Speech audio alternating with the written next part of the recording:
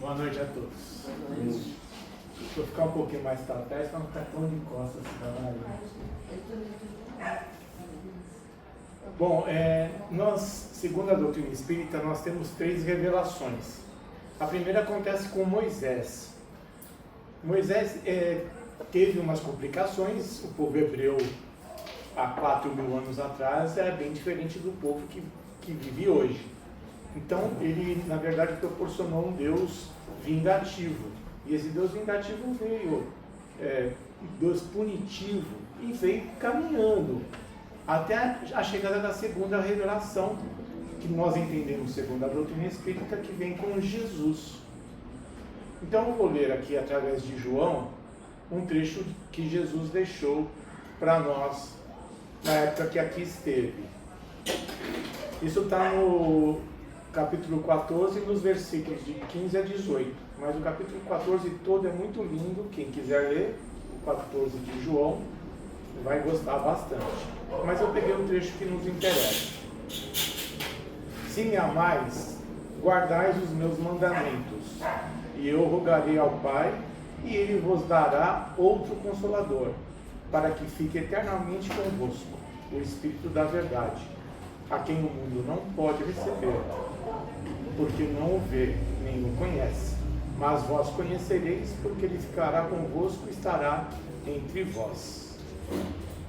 Para nós, esse Cristo Consolador que Jesus fala, é a terceira revelação, que é a doutrina espírita, que vem descortinar todos os ensinos de Jesus, de uma forma que a gente começa a entender mais didaticamente, porque ele era um mestre, era um professor, o que ele quis de fato dizer com as suas parábolas, porque ele usava os termos da época, ele usava carneiros, usava as árvores, usava a terra, é o que ele tinha de material no momento para utilizar nas suas parábolas.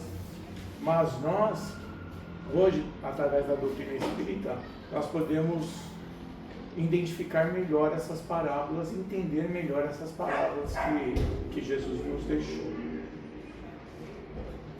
No capítulo 6 do Evangelho segundo o Espiritismo, no item 5, lá no finalzinho do item 5, tem um trecho muito importante que o Espírito da Verdade deixa para nós nessa terceira revelação da doutrina espírita. Agora eu faço uma pergunta. Vamos ficar bem informais aqui, nada de formalidades. Um pássaro voa com uma asa só? Não. É impossível o pássaro voar com uma asa só. Ele precisa das 2 asas. E Jesus recomenda, dizem que o Espírito da Verdade é Jesus, né? Por isso que eu disse, mas o Espírito da Verdade nos recomenda, no capítulo 6, item 5, 2 necessidades que nós temos que colocar em prática nos nossos dias de hoje. A primeira necessidade é amai-vos. A segunda é instruí-vos. Então o amai-vos é uma asa e o instruí-vos é a outra asa. Então o pássaro voa com as 2 asas. Nós precisamos desses 2 itens para progredir enquanto espírito. Só a instrução é suficiente? Se tornaria bem frio, talvez. Só o amor é o suficiente? Meio inocente, carinho encarcerado, fazia o bem mesmo. Jesus recomenda, o Espírito da Verdade recomenda que tenhamos os 2 para ganharmos realmente a prática moral da doutrina espírita e que Jesus nos pregou. Um exemplo que eu costumo até no nosso estudo, Zé Hildo está aqui, o Manuel também está, fazer esse exemplo.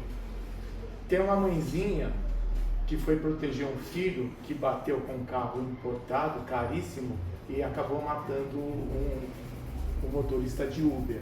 Acho que vocês estão lembrados dessa história. A mãezinha é reunida de muito amor. O que ela faz? Ela pega o filho, ao invés de levá-lo para a delegacia, no amai-vos e instruí-vos, ela deveria levá-lo à delegacia, correto?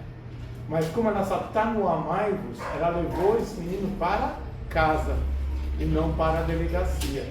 Percebe que o amor, só o amor, ele é falho? E nós podemos dizer que alguns líderes políticos são burros ou ignorantes? Né? São super intelectuais, mas falta o quê? O amai-vos, a parte moral. Então veja que uma asa sem a outra asa não tem muito fundamento. É necessário que a gente ame e que a gente também tenha a instrução com relação a como nós vamos aplicar este amor. É assim que a doutrina espírita nos traz. Uma outra pergunta que a gente tem que fazer: onde se encontra Jesus? Só nos núcleos religiosos? Só na igreja ou na casa espírita? Ou a gente tem Jesus em todos os lugares? Em todos os lugares. Não é sinal de Wi-Fi, né? Que quando sai do local perde o sinal, né? Jesus está conosco o tempo todo, assim como os espíritos e o nosso anjo guardião, o espírito protetor, mentor, como queremos chamar, está sempre conosco. Então nós encontramos Jesus em todos os ambientes que nós estamos. Uma outra pergunta: é fácil seguir todos os ensinos de Jesus? Não. Moralmente falando, nós estamos ainda muito longe do que Jesus apresentou para nós. No quesito amor, por exemplo, ele diz até que a gente ame os nossos inimigos.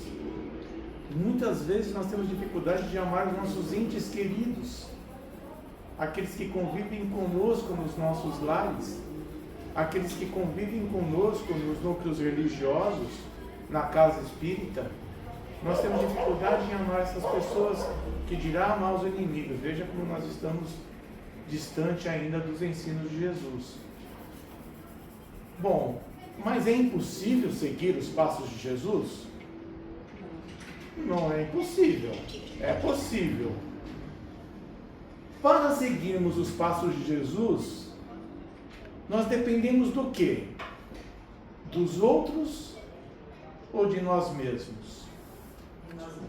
De nós mesmos, lógico. A responsabilidade para seguir os ensinos de Jesus é nossa. O que o outro pensa da gente é problema do outro, não é verdade? E o que nós pensamos do outro é problema nosso e não do outro. Se nós começarmos a entender os ensinos de Jesus dessa forma, nós vamos começar a agir de forma diferente no nosso dia a dia. Eu ouço, talvez vocês vão concordar também, porque muitos de vocês ouvem, de manhã as pessoas reclamando, ou porque está chovendo, ou porque está muito sol, ou porque tem que acordar cedo para ir trabalhar. Amanhã é domingo, graças a Deus, mas depois é segunda, de novo, e segunda. Não é assim? Será que nós estamos sendo gratos de fato por tudo aquilo que nos é dado, diariamente, a cada momento? Porque a partir do momento que nós acordamos e colocamos as duas pernas no chão, aqueles que têm pernas, e nós todos temos, felizmente, todos que estão aqui, até os desencarnados aí, espiritualmente, têm pernas também, muitos deles. Nós agradecemos por mais um dia. Quando começa um dia, nós ganhamos a oportunidade de compartilhar mais um dia com a pessoa que nós amamos, ou com as pessoas que nós amamos, porque muitas vezes é mais do que uma. É o marido, é o filho, é os filhos, é o neto, enfim. Só essa oportunidade já é digna de gratidão. Não precisa nem pôr mais nenhum quesito. Mas nós temos ainda o sol que ilumina. Imagine nós sem o sol, imagine nós sem a chuva, ou uma série de outros. Eu vou ter que tomar um gole d'água. Ficando minha hora.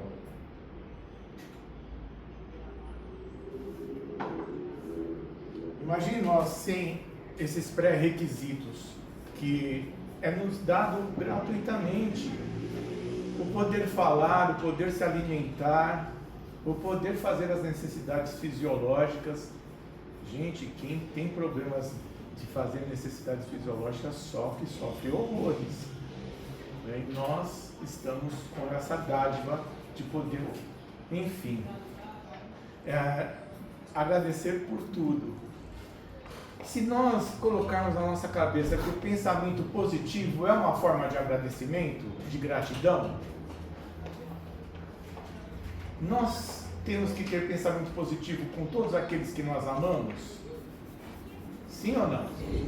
E com todos aqueles que nos rodeiam também? Mas se ele for nosso adversário? Ou se ele achar que nós somos adversário dele? Continua no sim? Continua no sim. Porque o pensamento positivo, alguns motivadores falam que quanto mais o inimigo crescer e melhorar, mais ele vai esquecer da gente, né? Então vamos rezar para que o inimigo cresça, melhore, evolua bastante, ganhe bastante dinheiro, fique bem com a vida, porque ele vai esquecer da gente, automaticamente ele vai esquecer de nós. Então vamos orar por eles também, não é? Por alguns governantes que estão acreditando que a guerra ainda é um momento de trazer paz, e guerra só proporciona guerra e a infelicidade daqueles que perdem os seus entes queridos. Vamos orar por eles também. Um momento os mentores vão intervir nessas pessoas, impossível, não é? E também nessa terceira revelação com a doutrina espírita, ela nos coloca mais um questionamento, mais uma obrigação, entre aspas, que nós devemos cumprir, que é adquirir virtudes. É fácil adquirir virtudes? Bombando 100% numa virtude, a gente tem alguma virtude que a gente já bomba 100%? Ainda não. Algumas a gente já caminha bem. Algumas delas, respeito. Eu costumo falar brincando, para a gente dar um pouquinho de risada, que idoso dá sono em jovem. Aí fala, como é assim? É só a gente chegar num banco do trem de idoso e o jovem estiver sentado, ele dorme na hora. Ou ele abaixa a cabeça para olhar no celular, para não nos ver. O respeito começa por aí. Respeitar as pessoas que estão convivendo conosco. Nós somos diferentes. Isso a gente precisa sempre falar na doutrina espírita. Nós somos espíritos reencarnados. Todos nós temos os mesmos momentos de reencarnação? Sim ou não? Não. A resposta é não. Mesmo que tenhamos o mesmo tempo de reencarnação, nós aproveitamos cada reencarnação da mesma maneira? Também não. A evolução, cada qual escolhe aonde deseja caminhar. Tem muitos que vai uma reencarnação toda para evoluir um tiquinho. Tem outros que vão uma reencarnação toda e evoluir bastante, em vários quesitos de virtudes. Então, respeito pelo ser humano, respeito por aqueles que convivem conosco, respeito pelas nossas diferenças, pelas nossas divergências. Nós não somos iguais em nenhum sentido, nem em gênero, nem no lado religioso, nem torcemos para o mesmo time e nem gostamos dos mesmos carros. Por isso que existem várias fábricas e vários modelos, não é? E várias cores também, porque nós somos assim, nós escolhemos aquilo que nós mais gostamos. Paciência. O Fernando do Porto sempre fala quando a gente se encontra, tome cuidado que pede para Deus, porque se pedir paciência, ele vai colocar os encrenqueiros na sua frente, porque a gente adquire paciência com quem é impaciente ou com quem nos provoca. Nós vamos adquirir paciência com aquele que tem paciência? Não dá, né? Nós vamos adquirir amor com aqueles que nos amam? Também não dá. A gente vai proporcionar e crescer no amor justamente nas dificuldades, nos percalços, nos obstáculos que nos aparecem. Então, paciência é outro. Amor próprio, amor ao próximo. Falar de amor próprio é muito interessante, porque nós falamos que nós nos amamos. Se eu perguntar aqui, não vou pedir para levantar o braço, tá? Mas se eu pedisse para levantar o braço e falar, quem se ama? Talvez todos levantassem o braço, mas aí a gente ia fazer... A Emília já está tirando o corpo fora, até me tiraria o meu. Mas é por quê? Porque a gente, às vezes, nos maltratamos muito com relação à alimentação, com relação às mágoas, os ressentimentos, com relação às verbalizações que às vezes a gente usa no nosso dia a dia, às vezes com o descaso, com as falsidades, com os julgamentos. Tudo isso está longe de ser amor próprio. Nós gostamos de nós, mas nós gostamos mais ou menos. Nós não gostamos inteiramente. E Jesus recomenda que a gente ame o próximo como a nós mesmos. Se nós não conseguimos nos amar de fato, como nós vamos amar o próximo? Fica mais difícil ainda. E Jesus também recomenda: amar aquele que vos ama não é muito fácil. Difícil é amar aquele que te coloca alguns obstáculos na sua frente, ou que é diferente de você, ou que tem diversidades, tem contrariedades com o que nós pensamos, com o que nós sentimos, com o que nós vemos. E a nossa sociedade ainda está muito discriminatória. É verdade ou não é? Casos que eu sempre cito, por exemplo, o preto ganha menos que o branco, o homem preto ganha menos que o homem branco, a mulher preta ganha menos que o homem preto, muito menos que a mulher branca. Então é uma coisa assim que não dá mais. Gestos de racismos que a gente percebe em xingamentos, surra na pessoa porque ela é trans, que aconteceu inclusive essa semana, deram uma surra no rapaz porque ele estava transvestido, que é a profissão inclusive dele, estava indo para um trabalho, que é o trabalho dele, e ele apanhou a ponto de ir para o hospital se tratar. Então essas diversidades a gente tem que trabalhar, porque nós somos diferentes. E nós temos um grande elemento salvador, que se chama reencarnação. Nós somos espíritos imortais. De fato, o Espiritismo matou a morte, nós não morremos. Nós morremos só enquanto corpo físico, só enquanto essa carcaça que nós estamos tendo aqui. Mas nós não morremos porque somos espíritos imortais. As pessoas não vão nos abandonar e nós não vamos deixar de encontrar essas pessoas. Se nós tivermos afinidade, nós vamos encontrá-las também no plano espiritual. Todas as pessoas que nós amamos e queremos bem. Mas aqui, para encerrar o nosso encontro e essa exposição, eu vou falar uma das maiores e melhores virtudes que a gente tem e que a gente pode desenvolver, que é a caridade. Aí eu vou ler um trechinho aqui do Espírito São Vicente de Paulo, que está na Revista Espírita de 8 de junho de 1858. Entre aspas, a caridade. Sede bons e caridosos. Essa é a chave dos céus, chave que tendes em vossas mãos. Toda eterna felicidade se contém neste preceito: amai-vos uns aos outros. Não pode a alma elevar-se às altas regiões espirituais, senão pelo devotamento ao próximo. Somente nos arroubos da caridade encontrará a aventura e a consolação.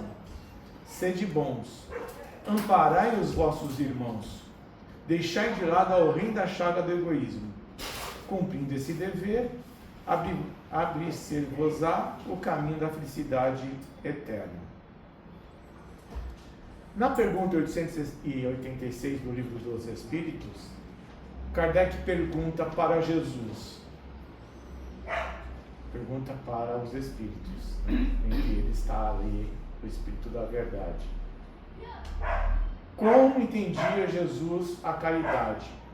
Como Jesus entende a caridade? Essa é a pergunta que Kardec faz.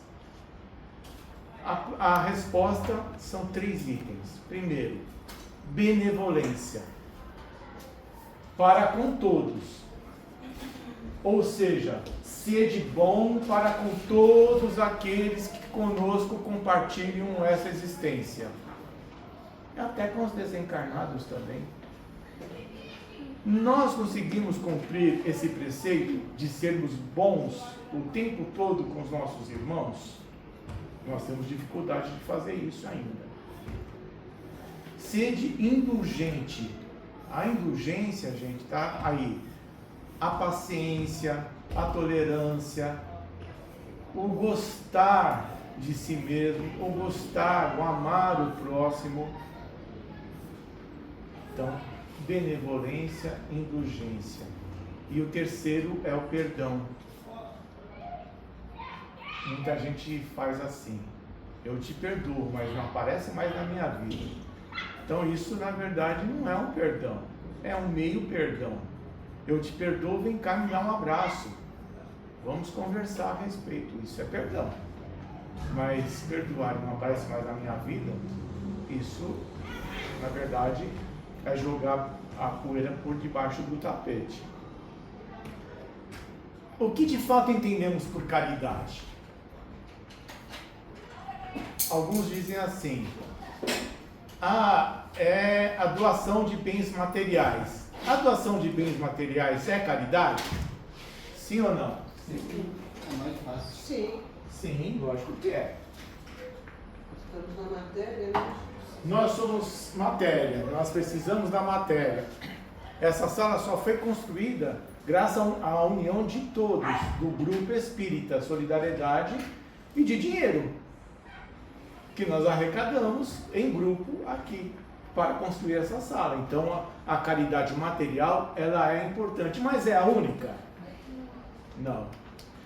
Vamos ver então o que a gente pode ainda colocar como caridade. Viver bem socialmente é um ato caridoso? Sim. Conviver dentro dos nossos núcleos. E quais são os nossos núcleos? Qual é o primeiro núcleo que a gente tem que viver bem? É a família. Depois disso a gente vai para o mundo. É a sociedade. Então é o condomínio onde nós moramos, é a sociedade de amigos de bairro, é o trabalho, é a escola, é a igreja, é o centro espírita.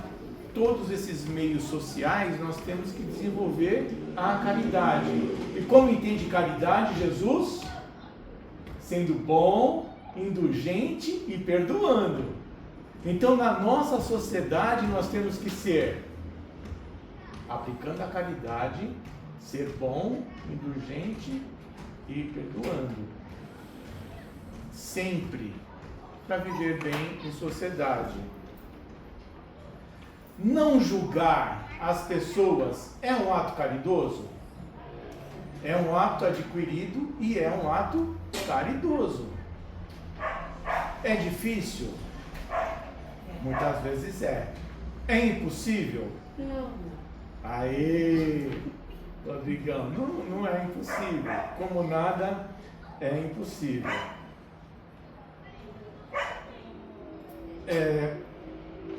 Poder de posse foge da caridade?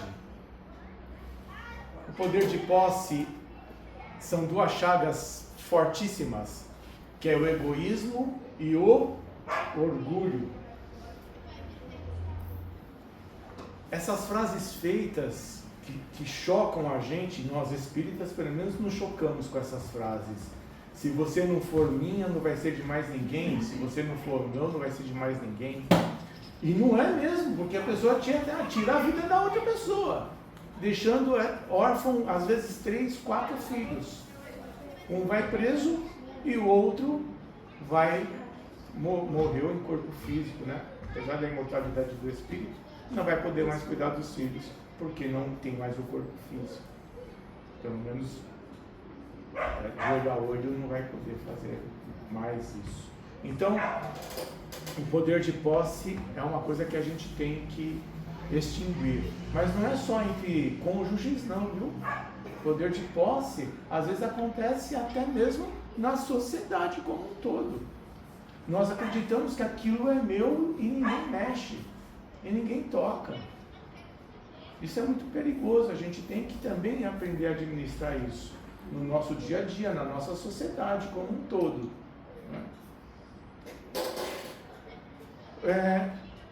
Finalizando, meu tempo já esgotou, Jesus não deixou nada escrito. Na verdade, ele exemplificou e os seus apóstolos acabaram escrevendo tudo o que ele havia dito e exemplificado, que é mais importante, porque ele não só falou, ele exemplificou aquilo que falou. E uma das parábolas que a gente chama a parábola das parábolas é a parábola do semeador, que diz assim, rapidamente, o semeador saiu a semear e jogou as primeiras sementes numa terra muito dura e a semente não vingou, jogou entre uma terra fértil, mas estava entre os espinhos, jogou numa outra terra que não estava tão adubada e por fim jogou numa terra adubada e deu frutos. Essa é a parábola, resumindo, a parábola do semeador. Nós aqui, enquanto membros do Núcleo Espírita, do Grupo Espírita Solidariedade, nós somos a partir de agora semeadores da palavra do Cristo. Então, se nós pegarmos essa semente, que hoje está sendo falado aqui através do ensino do Evangelho, que é a caridade, se nós pegarmos essa semente e colocarmos na nossa mão agora, e sairmos aqui com esse entendimento que a caridade é a maior das virtudes, porque é benevolência, é indulgência e é perdão, e nós jogarmos aqui na calçada essas sementes, ela vai dar frutos? Ela não vai dar frutos, porque tem cimento, os pássaros vão comer. Então que a gente consiga manter essas sementes, chegar nos nossos lares e colocar essa semente nos nossos lares, para ter bons frutos. No núcleo religioso onde nós convivemos, ou na sociedade como um todo, na escola, no trabalho, que a gente consiga desenvolver essas sementes para que elas deem bons frutos. Tá ok? Vamos combinar então? Vamos sair com essas sementes e vamos jogar elas em terra fértil? E essa semente é caridade, entendida por Jesus. Benevolência, indulgência e perdão. Tá bom?